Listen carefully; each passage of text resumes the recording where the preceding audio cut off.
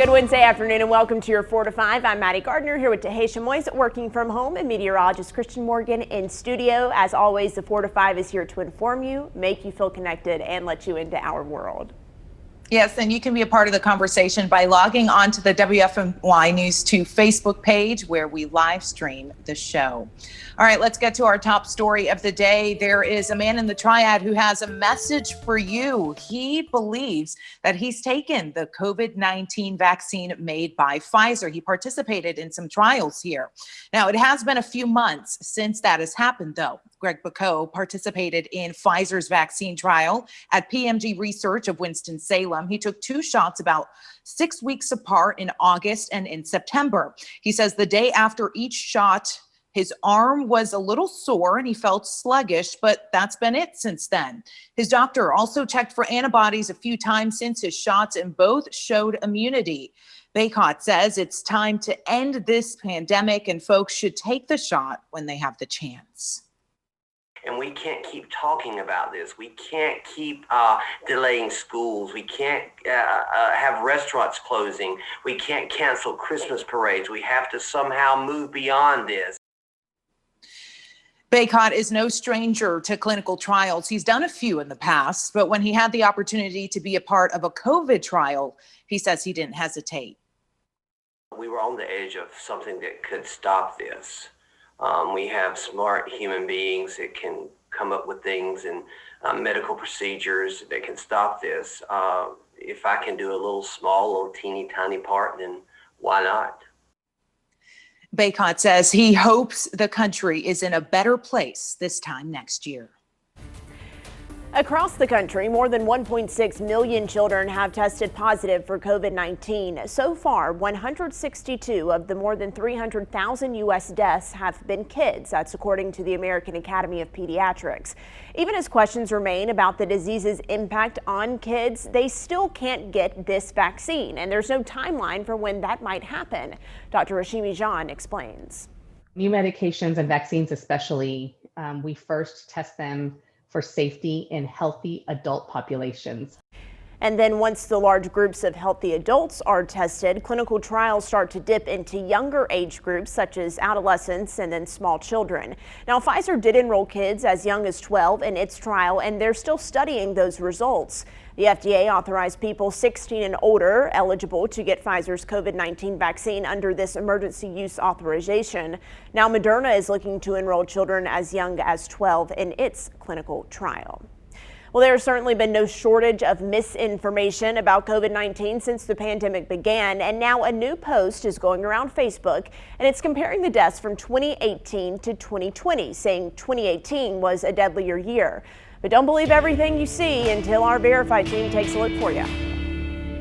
This Facebook post, which claims that by the end of 2020, the total deaths in the United States will be fewer than 2018. It's being shared by people who say COVID just isn't all that serious. Now, there are a few things wrong here, so we're going to go through them one by one. Our source here is Dr. Robert Anderson. He's the chief of the mortality statistics branch for the CDC. That means he's the guy who oversees the data that this Facebook meme credits. First, we should note that their 2018 numbers are correct. But Dr. Anderson says the numbers they use for 2020 are not accurate. That's because they're from the COVID-19 deaths page, which excludes deaths from January. And the purpose of that page is not to show total deaths for the year, but to show total deaths in relation to the number of COVID deaths. So it starts with February 1st. They're leaving out about roughly 240,000 deaths occurring in January. This means that the 2020 deaths per day calculation is off by almost 1,000. But Dr. Anderson says there's another fundamental issue with predicting deaths in this way. Simply put, more people die in the winter. As you move through November and into December, the number of deaths rises. It always does. In a normal year, it rises. Even if we took COVID-19 out of the equation, it's going to rise. And therefore, they're going to end up underestimating the number of daily deaths. So we can verify. The math in this Facebook meme just doesn't add up. It's a misrepresentation of the amount of deaths in 2020. Back here in the Triad, hospitalizations continue to rise and across the state as well. We hit another consecutive record high with more than 2,800 people in the hospital. Today, we saw just under 5,300 new COVID cases today as the state approaches a grim milestone, nearly 6,000 deaths from COVID-19 since the pandemic began. Our daily percent positive rose again today with 12.5% of tests coming back positive.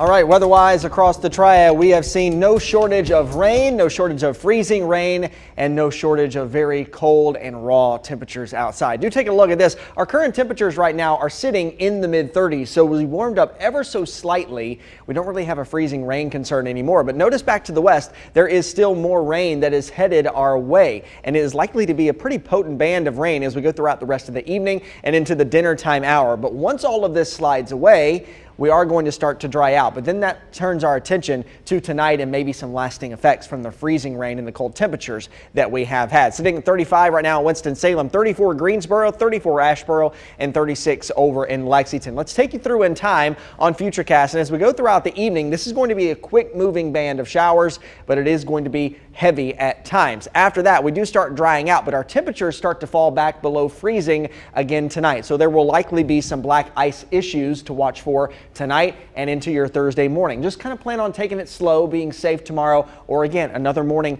it might be a good idea to work from home. We'll also have some fog developing overnight and into Thursday morning, and that could actually freeze as well and make for some slick surfaces for your Thursday morning. By the afternoon, we do start to dry out a little bit. A tad warmer than we were today. We'll be in the mid-40s, but there also will be a chance for us to get some showers in the evening hours. I don't think it's a completely dry day, but it's not a washout at all. We'll tell you what's coming up after that as we head towards the end of the week in your full 7-day forecast. Coming up on your 4 to 5. Let's check in now with your 4 to 5 roundup. House Speaker Nancy Pelosi is tightening requirements for wearing masks on the House floor, telling members they will not be recognized to speak unless they're wearing a mask. Now, masks are already required in the chamber, but until now, members have been allowed to take off their masks when they're speaking on the House floor. As the pandemic gets worse around the country, a number of members of Congress have contracted COVID-19. Pelosi said members will not be recognized unless they're wearing a face covering, and recognition will be withdrawn if they remove their mask while speaking. A new study out shows 17% of restaurants across the United States have closed for good. The National Restaurant Association says more than 110,000 establishments have completely closed. The research showed that 10,000 have closed in just the last 3 months. They are now asking Congress to provide immediate relief to restaurants so they can stay in business. And the Supreme Court sided with a Colorado church that challenged the state's capacity restrictions on houses of worship during the pandemic. The court ruled in favor of churches and synagogues being allowed to hold services during the crisis. Colorado placed a 25% occupancy limit on houses of worship with a capacity of 50 people. The church argued the limitations violated the First Amendment and were discriminatory against religious gatherings and in favor of secular gatherings. Stick around, the 4 to 5 is coming right back.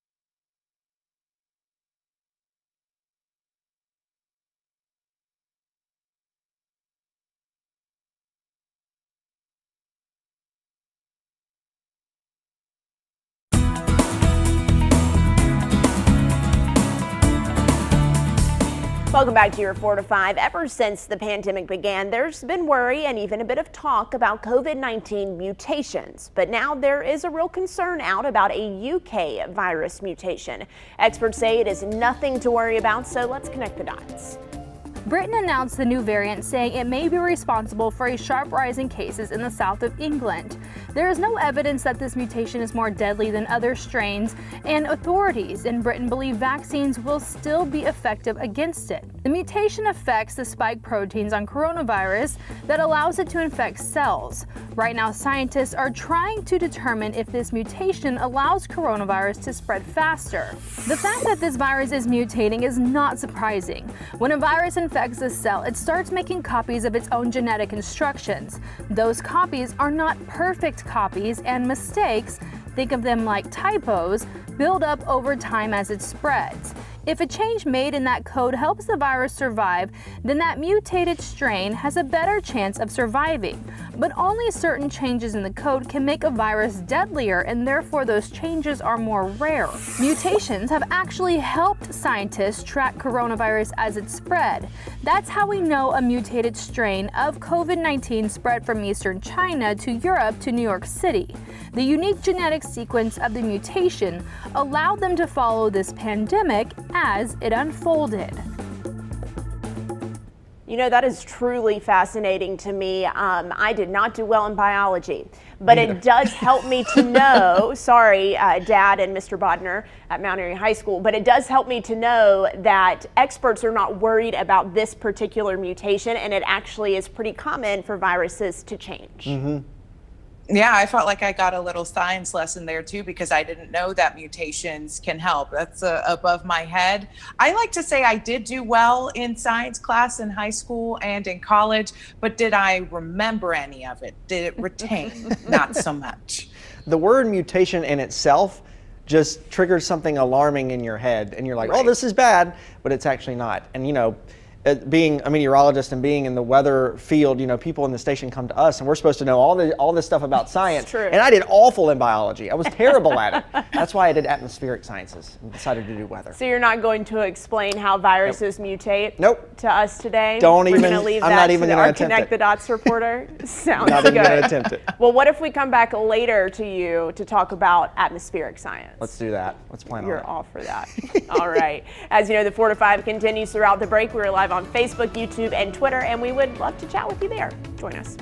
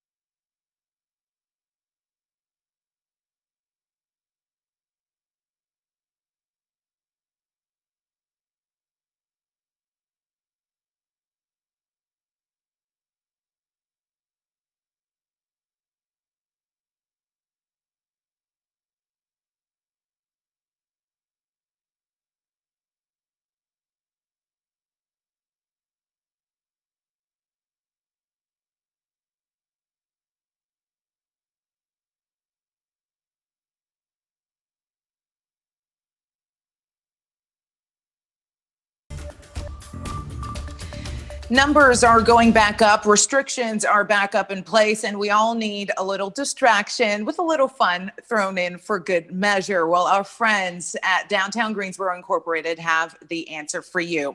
Eric Chilton spoke with Sarah Healy about the holiday family portraits that are being offered in downtown Greensboro this weekend. Sarah, everybody wants a good holiday picture of the family. It's what we do this time of the year. So tell me about the holiday portrait situation in downtown Greensboro. This is really cool. So it is cool. And what I really love about this is that it's safe and socially distant way to get your holiday pictures made with your family. It's all contactless free. So you sign up online and there's 3 or 4 different backdrops that you can choose from, whether it's Winter Wonderland, Christmas. And if you're like family, you might just go straight to New Year's and get that New Year's picture taken. There's a special video booth that you can get 360 photos taken of you, and there's an impromptu dance party. See, now you've got me. Impromptu dance party. I love that. So with this, you do have to go online ahead of time, and is there a fee for this? And then you just go downtown at that particular day and time and get it done, or how does it work? So that's exactly right. You go online to downtowngreensboro.org. You'll see family photos. Click on that. The prices range from, I think, $20 to $45. You take care of it all in advance. So when you come down on Saturday from noon to 9, you just go take your picture. They send it to you.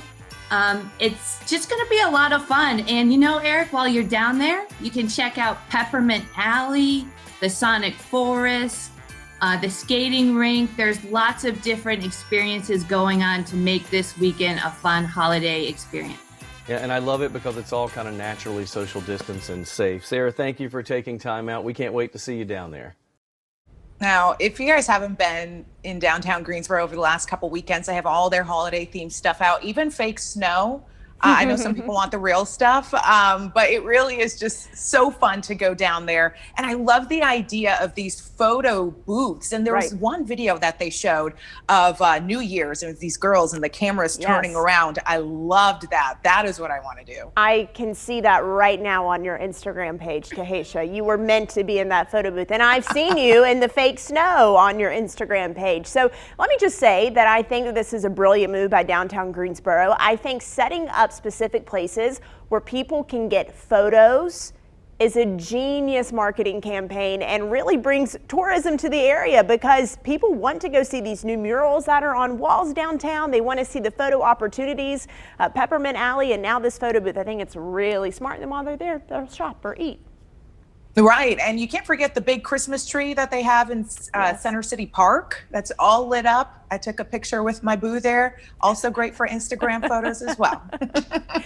And most importantly, the memories attached to those Instagram photos, right? Yes. Right. I print them out too. So they're not just online. I see them behind your shoulder there. Yeah.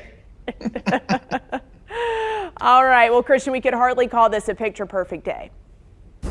Well, we're talking about food, we're talking about winter, and you know, today is kind of the perfect day for a peppermint mocha. That sounds good to me. A cold, raw day across the Piedmont. 34 right now in Greensboro, 35 Winston-Salem, and in High Point, 34 in Asheboro, and 36 in Lexington, just ever so slightly above that freezing mark. Let's put this radar in motion for you over the last 12 hours. Notice how our temperatures for a long period of time this morning, from about 5 a.m. until about noon, stayed just below that freezing mark, 30, 31 degrees. That's where we kept that freezing rain concern. And once we warmed up just above 32 to 33, our freezing rain concern was pretty much over.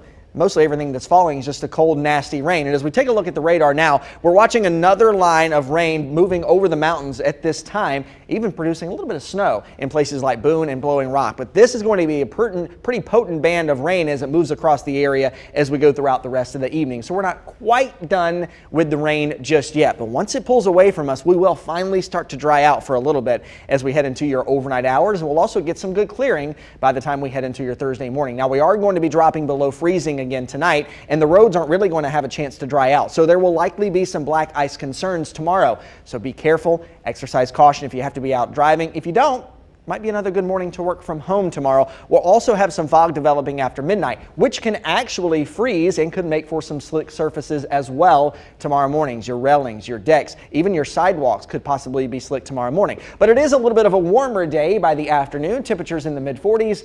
Not going to be a washout, but I do think there could be some showers across the area tomorrow afternoon and tomorrow evening. So one more round of rain before we finally start to dry out heading into the weekend. And boy, don't we need it. Temperatures tonight, upper 20s to around 30 for most of us here in the Piedmont. Pretty much the same story back to the western counties and the foothills. And it's not going to be all sun in the morning. We'll likely have some dark bottom clouds tomorrow. Again, watching for that black ice concern in the morning and a few showers in the afternoon. With today's rain, we're close to 62 inches of rain. We are going to move into that second place spot by the time we get to tomorrow, by the time today is all said and done. And I think there will be a window of opportunity for us to have the wettest year on record in the Triad, with still a couple weeks left to go in the year. So watching for some showers tomorrow afternoon. It's still a chilly day of weather in the 40s, but the sunshine is out. We are all dry on Friday with temperatures in the mid-40s, climbing back up again to the upper 40s and into the low 50s by the time we end the weekend and head into next week. Your first day of winter, by the way, is officially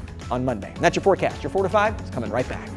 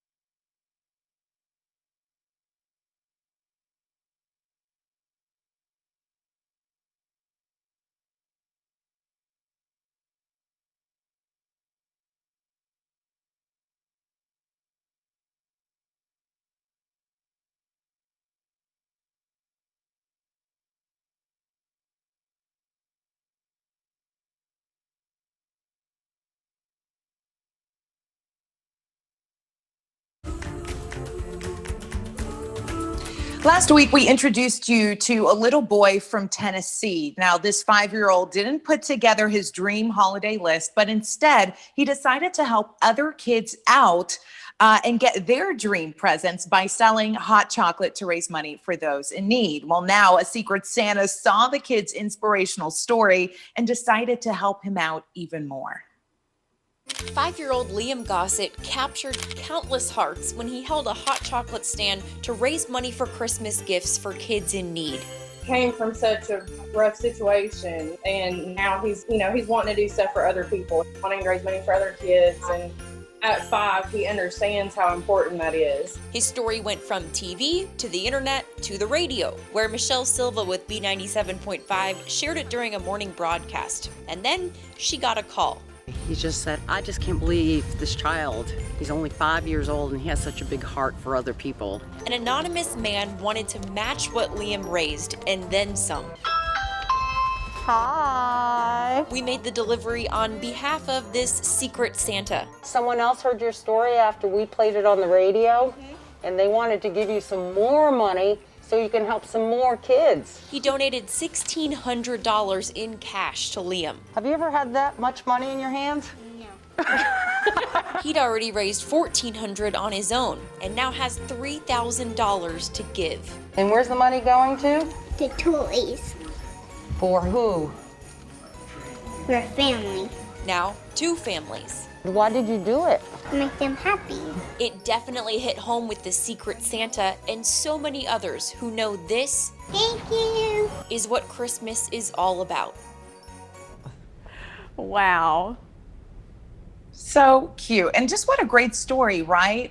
There are secret Santas out there all over the country. And sometimes all they need is just a little push, maybe from a 5-year-old selling hot chocolate. Exactly. And such a great business model, too. I know this was not for profit, but everyone loves a good cup of hot chocolate. And, you know, if you post about things that you're doing in the community or post about good things that you see happening in the community, things like this can happen. Anonymous donors, secret Santas can see it as well and really help your cause. In a way, this is like the winter equivalent of a lemonade stand like kids used to do in the summer.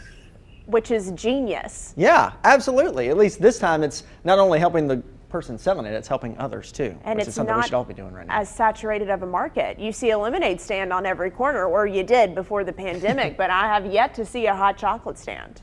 I have now. You're right, actually. I wonder if it's because it's cold outside and maybe they don't want to actually be outside and Kids selling of the Piedmont chocolate. Triad. This is your opportunity to really make some money. So cute. All right, well, I wish I had a cup of hot chocolate. Instead, we're going to go to break. We'll be right back.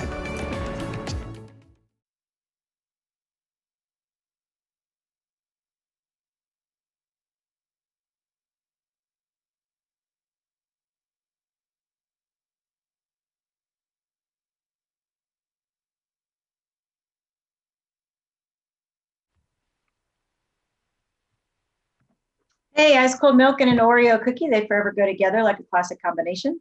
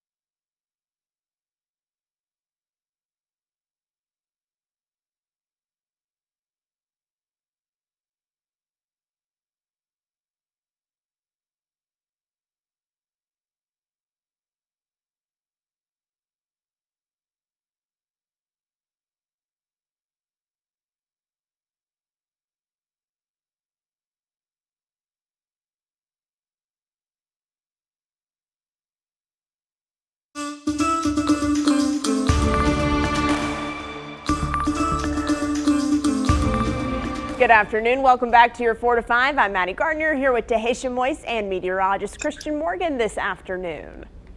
Yes, we are here to inform you, make you feel connected, and let you into our world. And we live stream this show right now on Facebook, and we're having a conversation in the live video that's there. We're talking about peppermint mocha because it is cold and we want to be warm, Christian. And it's his favorite drink. I had one this morning. It was very much a morning where you needed one, right? Absolutely. And it's still cold outside. Still cold, pretty much a raw day of weather. Taking a look, temperatures barely above freezing. However, we are above freezing. That kind of removes our freezing rain concern. 34 in Greensboro right now, 35 over in Winston-Salem, 36 in Lexington, and 34 in Asheboro. But taking a look at the radar, we're dry. We kind of got a little bit of a break in the action, but that's going to be changing. Noticing this line of rain moving over the mountains right now, even putting some snow showers down in places like Boone and Blowing Rock. And that's going to be heading our way as we go throughout the rest of the afternoon. This big band, pretty potent of rain, it's not going to be light. It's going to be pretty steady or even heavy at times as it moves through the dinner time hour, but we do finally start to dry out a bit by the time we get to 8 or 9 o'clock tonight. In fact, I think we will see some good clearing in the overnight hours, but temperatures will be back below freezing again, 29 for most of us here in the Piedmont Triad, then even lower than that back to the western counties and for some of the foothill communities as well. Also, as temperatures drop below freezing, the roads aren't really going to get much of a chance to dry out, so I think there will likely be some black ice concerns tomorrow morning. There's also going to be some fog tomorrow morning, so just plan a couple extra minutes in your morning commute if you have to be out and about. If you don't, might be another one of those mornings where it's a good idea to work from home. As we head into the afternoon, we will start to see the sunshine return, although there will be some of those dark bottom clouds around. There even could be a few showers in the afternoon. By no means is it going to be a washout, but I don't think it's a totally dry day of weather either. It's a chilly day of weather, but warmer than we were today. Temperatures will top out in the mid-40s, so watching out in the morning for some black ice concerns, possibly even some slick surfaces because some of that fog in the morning could actually freeze. But once we get past tomorrow, there are drier days and much nicer days ahead in that 7-day forecast, which I'll show you in just a few minutes coming up on your 4 to 5. Let's turn now to some more headlines with your 4 to 5 roundup. Someone died this morning after crashing into the back of a box truck on I-40 in Kernersville. North Carolina State Highway Patrol says another crash stopped traffic just after 7 o'clock near the Union Cross exit. Investigators say the driver who died did not slow down in time and crashed into the back of the truck that was at a standstill. No other injuries were reported in the crash, and troopers have not said the name of the victim just yet, but they do not believe that weather played a factor. It is a gift they say will immediately change lives. Winston-Salem State and A&T State University just received $30 and $45 million respectively from philanthropist Mackenzie Scott. Officials from both schools say these are the largest gifts ever from one donor. Scott was once married to Amazon CEO Jeff Bezos. She gave out several $1 billion worth of money to organizations with strong leadership teams and results, while paying special attention to places that help communities facing food insecurity, racial inequity, high poverty rates, and low access to philanthropic capital. And United Airlines and the CDC are now teaming up to launch a contact tracing initiative during the pandemic. During check-in, travelers will get a prompt to opt in and provide contact information like a phone number or an email address. The program is voluntary and will be rolled out in phases on all international and domestic flights. It's part of an effort to stem the spread of the virus. President-elect Biden introduced his former presidential campaign rival, Pete Buttigieg, as his pick for transportation secretary. Now, if confirmed, the former South Bend, Indiana mayor would be the first openly gay Senate-approved cabinet official. CBS News has confirmed the president-elect also plans to nominate former Michigan Governor Jennifer Granholm as his energy secretary.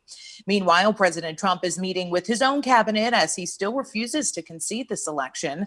The Senate Homeland Security Committee is hearing testimony on alleged election irregularities.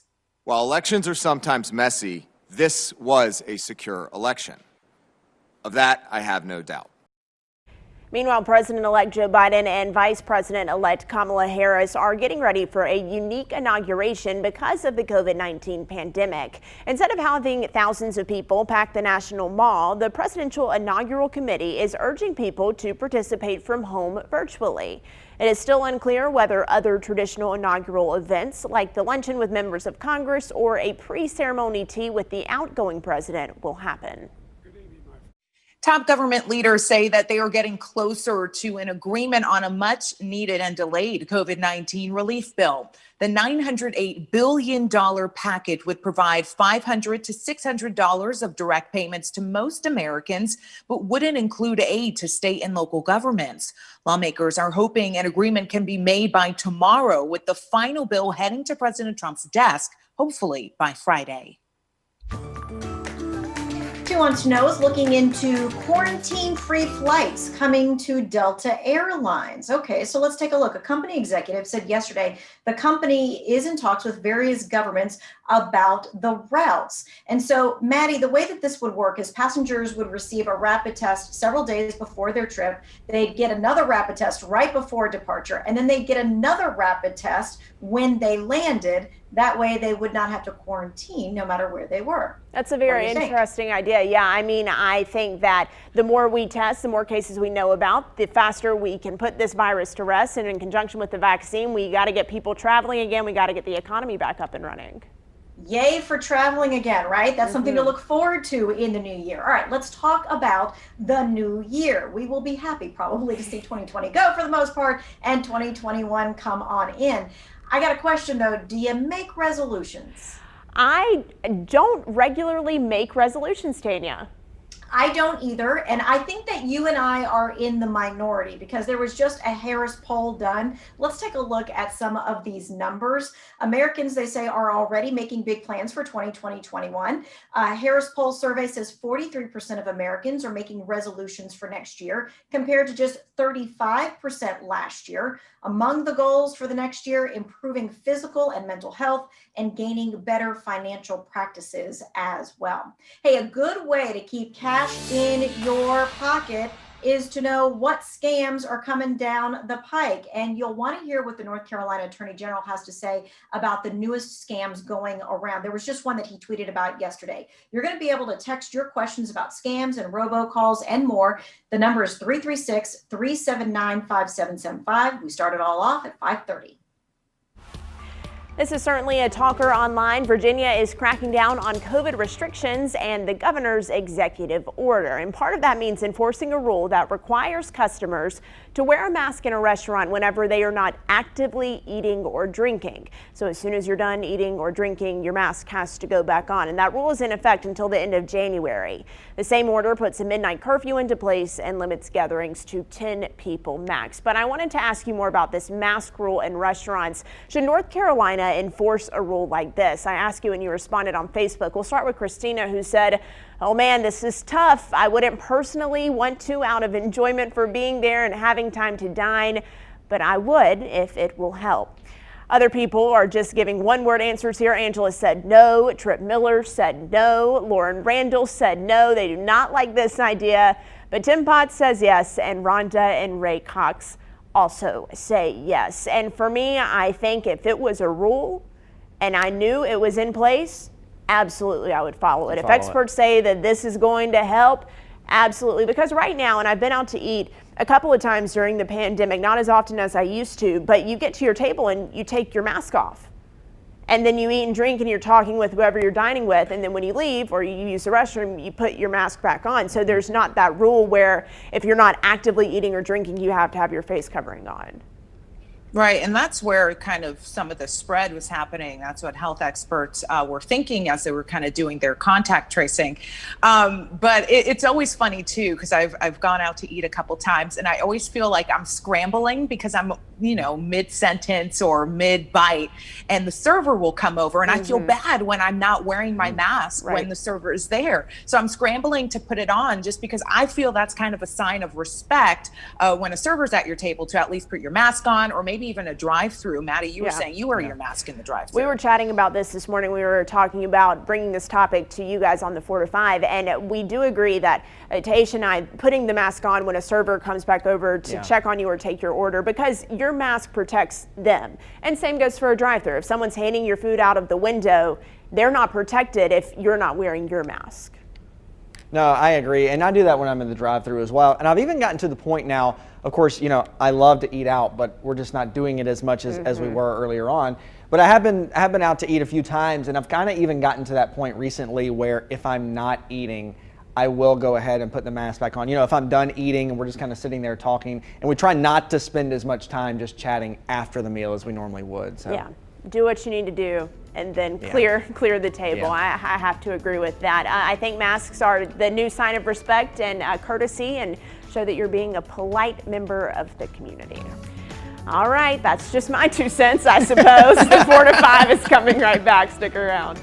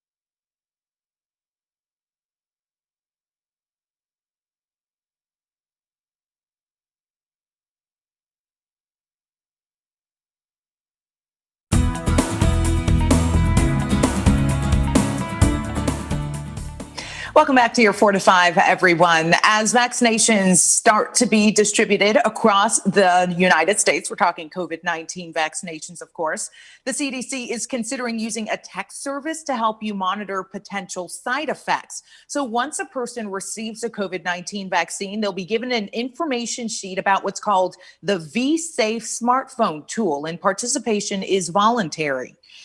After registering, vSafe will send you a text each day for a week with a link to a health check-in to ask you how you're doing. After a week, the check-in messages will come up just once a week for up to 5 weeks. The CDC says the questions should take less than 5 minutes to answer, and the system will even remind you when to get your second vaccine dose. Both the Pfizer and Moderna coronavirus vaccines require 2 doses, so remember that. Depending on how you respond to the V-Safe check-in, someone from the CDC may call to get more information. Now, I do appreciate the CDC trying to do what they can to track side effects. I know that's a big thing that people are worried about, but I'm worried about getting a text from the CDC with a link that I have to click on. I mean, we've been telling people for years, don't click on the link from a text message that you get. So I just don't know how people would know for certain that that text is coming from the CDC. Right. The opportunity seems right for schemers to possibly come along and take advantage of people who are just trying to do their part to slow the spread of the virus, Tahisha. Now, I do think that some kind of notification system to remind people to take the second dose of the vaccine is necessary. When we were first talking about this, the initial idea was to just give people a piece of paper that says, come back on this day and get your second shot. But I'm not great at keeping up with appointments like that. And this is such an important appointment to keep, right? Because we know that immunity increases with that second dose. Right. But the key is you have to make that second appointment while you're there at the first. You cannot leave that doctor's office, or if you're getting it at CVS, Walgreens, however you're going to get your shot eventually, you got to have a plan. Right. Good points. All right, let's talk Triad weather. Still a raw afternoon across the Piedmont, but for the moment, things are dry. It's not raining for this moment. There is more to come, though, as we go throughout the afternoon. Temperatures just above freezing. That relieves us of any freezing rain concern for the moment. 34 in Greensboro, 35 Winston-Salem and in High Point, 34 in Asheboro as well, and 36 in Lexington. Now, do take a look at this time lapse, this radar loop from the last 12 hours. It also includes our temperatures. Notice this starts at about 4 o'clock this morning when it refreshes here, and it runs through up until now. Our temperatures stayed just below freezing, 30, 31 degrees, even at 32 for several hours before just after lunchtime, we bumped up to 33 degrees. So we kept a freezing rain concern. Most of that, again, stayed around Greensboro and then up to the north and west, mostly south of Asheboro. It's just been a cold rain all day. Breaking the rain for now, but there is another line of rain moving over our mountains right now and even producing some snow in places like Boone and like Blowing Rock. But as this moves through this evening, this is going to be a steady, even heavy batch of rain. As far as our rainfall goes, this hasn't even been updated from today's rainfall. By the time it is, I think we'll move into second place as the second wettest year on record for the Triad. Still a window of opportunity for us to move into the #1 spot before we're done with the year. We still have a couple weeks left. Taking you through in time, once that batch of rain gets out of here tonight, we actually start to clear out quite decently. I think you might even be able to see the stars if you want to brave the cold temperatures. We'll start with sunshine tomorrow, but then we'll have some of those dark bottom clouds and out in the afternoon. Upper 20s to near 30 degrees tonight, but the rain will be over. Same story for the folks in western counties and in the foothills, but tomorrow morning our roads really aren't going to have a chance to dry out, so there will likely be some patchy black ice tomorrow morning. Just take it easy, be careful if you have to drive. If not, another good morning to work from home. We warm back up into the mid-40s in the afternoon. There will be some sunshine around, but I do think we could have another round of even a few showers in the afternoon. Not a washout, but not a totally dry day. We'll also start with some fog tomorrow morning that could actually freeze and make for some slick surfaces as well again. As our low pressure system pulls away, that upper level disturbance you see with that dashed black line, that's going to give us the chance for some showers tomorrow afternoon. After that, high pressure builds back in and we finally dry out, and we have some nice days ahead for Friday, Saturday, and heading into the weekend. Still some questions on Sunday and Monday. We could get another shot at some rain to end the weekend and start next week. By the way, Monday is the first official day of winter, and it'll feel like it. Low 50s for highs.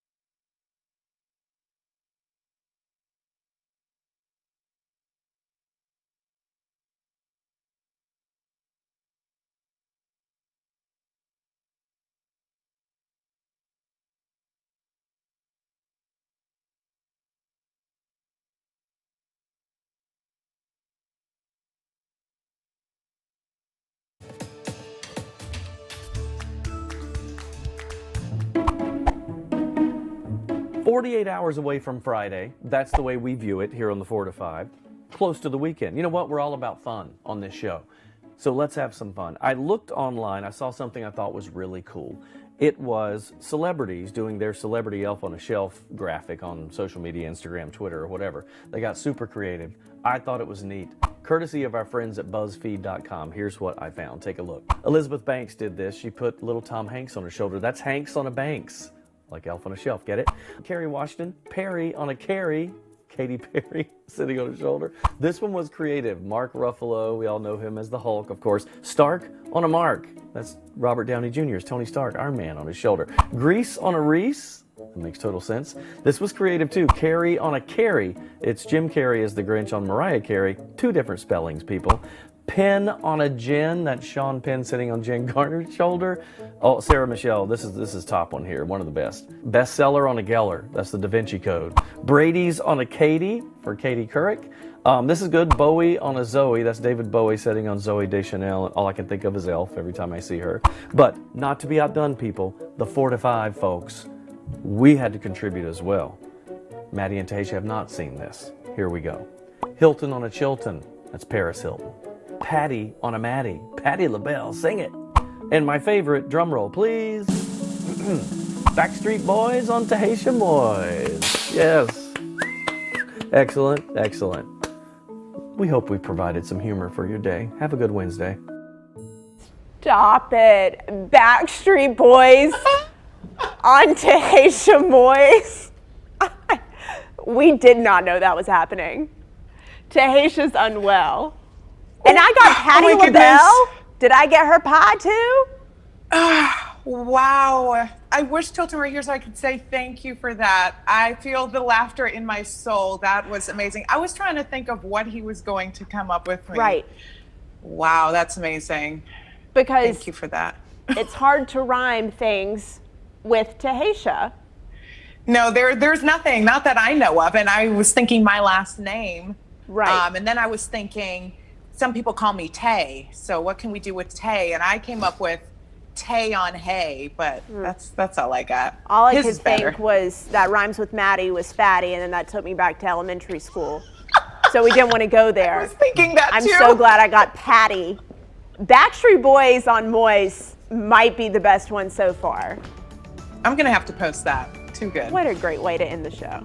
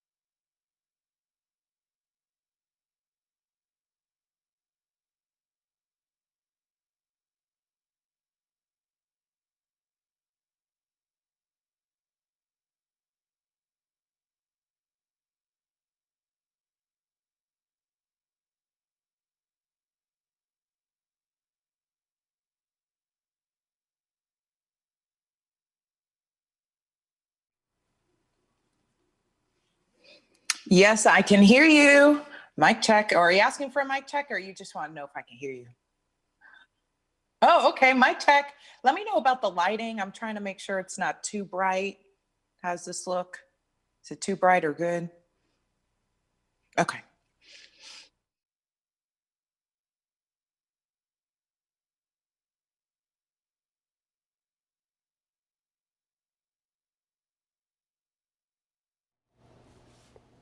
I sure can. Hello, 1, 2, 3. We're doing a mic check here, talking about a little bit of ice. 1, 2, 3, 4, 5.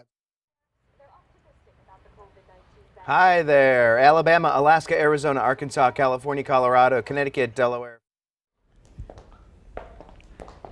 Backstreet's back. All right. Dun, dun, dun. Why? I'm more of an NSYNC fan, Julie. Although I appreciate your singing, it was good. For the first time, Guilford County Health Department says they are seeing people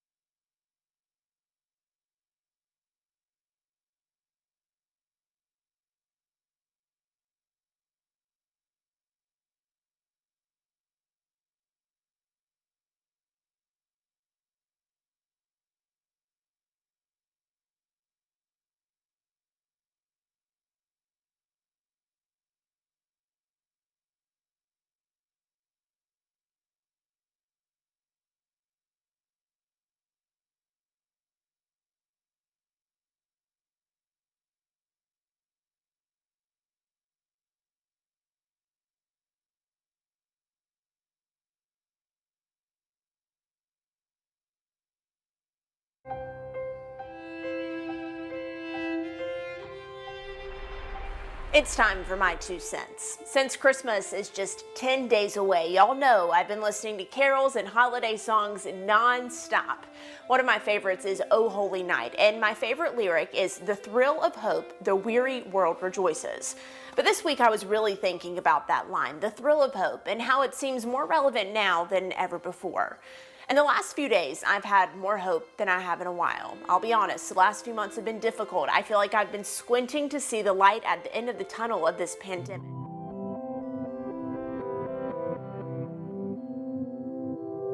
It's time for my 2 cents. A lot has happened this year. 2020 is one for the history books. But in between the bad, there's been a lot of good. So I wanted to share with you a few of my favorite moments from this year that made me smile. Okay, this should come as no surprise if you know a little bit about me. Hamilton the Musical's release to Disney+. I did not throw away my shot to revel in Lin-Manuel Miranda's lyrical masterpiece. I may have quoted it from start to finish, and I may have watched it 5 or 6 times. Can't confirm. Number 2, seeing people from all across the Triad and country really banding together to make face masks when they were in short supply. This woman from Davidson County would sew for 13 hours a day. The selflessness gives me chills, really. And lastly, the rise of TikTok. I know you may disagree with me on this one, but that app brought literal joy to millions of people, whether it be through the dance challenges, life hacks, or just comedic videos. I challenge you to spend some time thinking of your favorite moments. I'm sure it'll put a smile on your face too. Form your own opinion. That's just my 2 cents. That's your 4 to 5. WFMY News 2 at 5 starts right now.